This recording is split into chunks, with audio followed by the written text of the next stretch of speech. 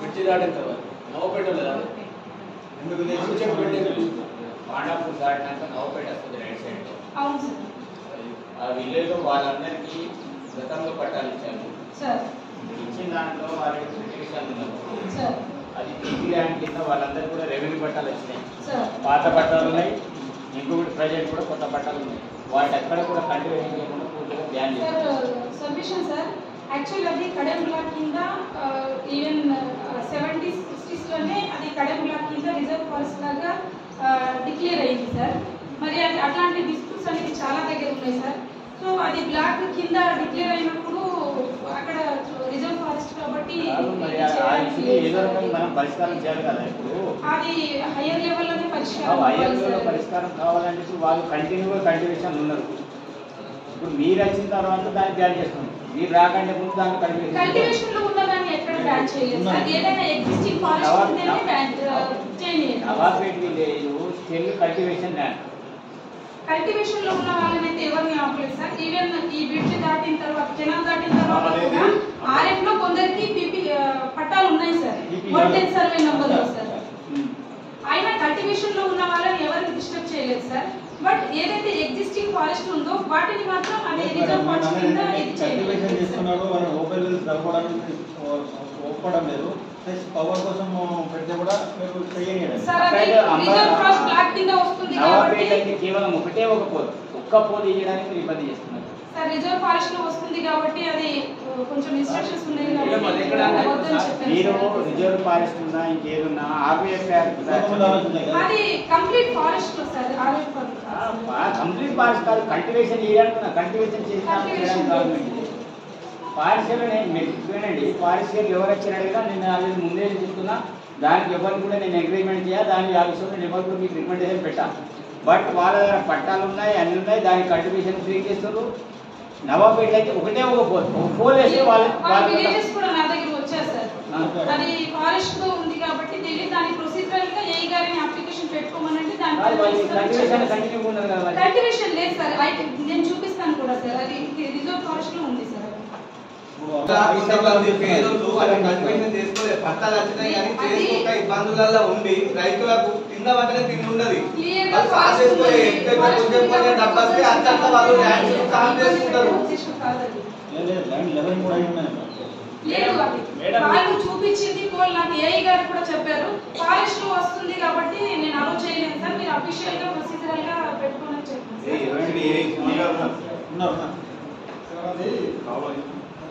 మధ్యలో రోడ్డు ఉంది సార్. ఇటు పక్క లైన్ ఉంది. ఆ లైన్ ఒకటే పోల్. ఆ 1 పోల్ వేస్తే ఇటు పక్కన 15 పోల్ దాకా వేసినాం సార్. ఈ ఒక లైన్ ఓన్లీ ఓవర్ లైన్ అవ్వాలి. కింద కూడా కల్టివేషన్ ఉండదు. ఫారెస్ట్ ల్యాండ్ కల్టివేషన్ మొత్తం రోడ్డుకి వచ్చాడు. వాళ్ళ పట్టా ల్యాండ్స్లోనే ఉంది. ఓన్లీ ఆల్రెడీ ఎగ్జిస్టింగ్ లైన్ అంటే ఆల్రెడీ ఉన్న లైన్కి ట్యాప్ చేసి ఒక పోల్ వేసుకొని లైన్ ఇస్తున్నారు. దానికి ఫారెస్ట్ వాళ్ళు ఆలోచన చేస్తున్నారు. అది ఇస్తే మాత్రం ఒక్క పోల్ లైన్ వేస్తే నిర్మల్ నుండి ఇక్కడ వరకు ఫారెస్ట్ లోనే పెద్ద లైన్ వస్తుంది. ఏపు దృష్టికి తిరస్కరణ కాదు. మీరు ఒకసారి ఆలోచించండి. హ్యూమిడిటీ గ్రౌండ్స్ తోటి ఆలోచన చేసి వాళ్ళు చిన్న దాంతో మీ జంతువుల ప్రమాదం ఉండదు, దేని ప్రమాదం ఉండదు. వాళ్ళు కల్టివేషన్ చేయడానికి ఇలాంటి ప్రాబ్లం కూడా ఉండదు. చిన్న అంశాల మీద మీరు ఇన్వెస్ట్మెంట్ అయ్యి ప్రతి దాని మీద మనం యూసేజ్ చేసుకుంటే మనం అంటే మీ బద్దం అవుతారు. అంటే అరే ఇదేంటి మేడం ఎవరు చేయలేదు, ఇవే ఇట్లా చేయడం ఏంటిది, ఎందుకు అవన్నీ న్యూసెన్స్ చేయడం ఎందుకు? ఒకటే పోల్ అంటున్నారు. క్లారిటీ 15 పోల్స్ కనెక్షన్ పోతుంది అంటున్నారు.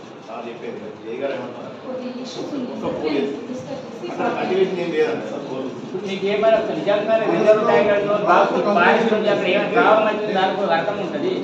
ఏదో అసలు అడవే ఉండదు, ఏముండదు. అట్లాంటి ఏరియాలో మనం బ్లాక్ చేసుకుంటూ పోతే గవర్నమెంట్ నుంచి శాంక్షన్ అయింది, వాళ్ళని చేయించే కూడా మనం అవుతాయి.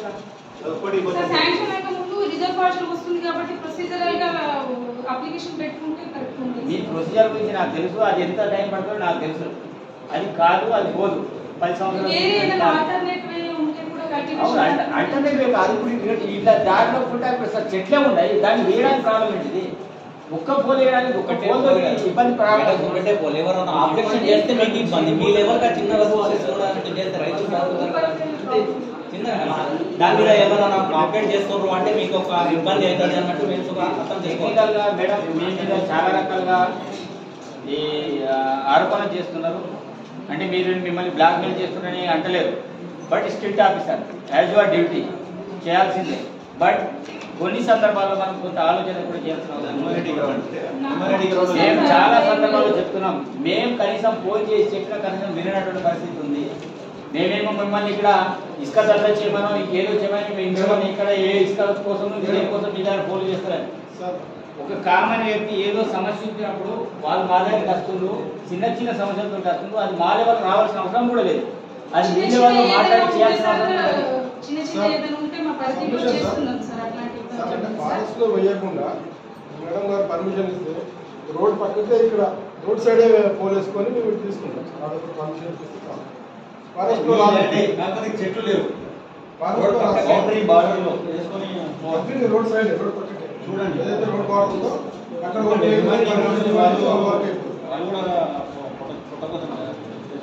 కాబట్టి అదొకటి. ఇంకోటి ఇది మైసర్పేట అదేంటి గొడవ, ప్లాంటేషన్ గొడవ.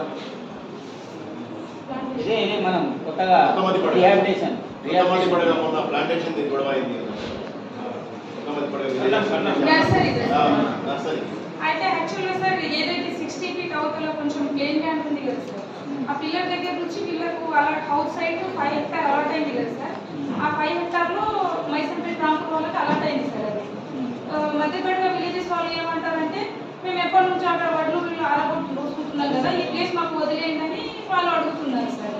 అక్కడ చేంజింగ్ ఏం పెట్టద్దు, మాకు వదిలేయండి వాళ్ళు అడుగుతున్నారు సార్. అది విలేజెస్ మధ్య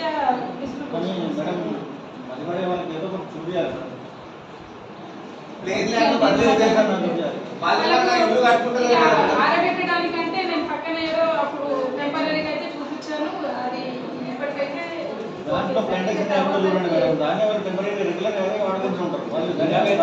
ఈ సంవత్సరం వరకు అయితే నేను నా పరిధి వరకు నేను ఇష్యూ సెటిల్ చేశాను సార్. ఇక ఫర్దర్ ఇయర్స్ అంటే ఇక వాళ్ళు అప్పుడు ఎవరు ఉంటే ఆల్రెడీ ఈ ఇయర్ అయితే అయిపోయింది సార్.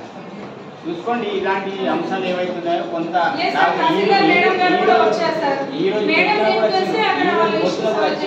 ఏమైనా మీకు రెవెన్యూకి ఫారెస్ట్ మధ్య ఏమైనా డిస్ప్యూట్స్ ఉంటే రెవెన్యూ అండ్ ఫారెస్ట్ కలిసి దానికి ఒక సమస్య పరిష్కారం చేయండి. మీరంటారు అది ఫారెస్ట్ ల్యాండ్ అని, వాళ్ళేమో రెవెన్యూ పట్టాలి అది తీర్చి ల్యాండ్ అని వాళ్ళందరికీ పట్టాలు ఇచ్చారు. 2012 పట్టాలు ఇచ్చారు. నవాపేటనే చెప్తున్నాను. కాబట్టి అది ఒక క్లియరెన్స్ చేసుకోండి. వీలైతే రేపా ఒకసారి మాట్లాడండి వాళ్ళు.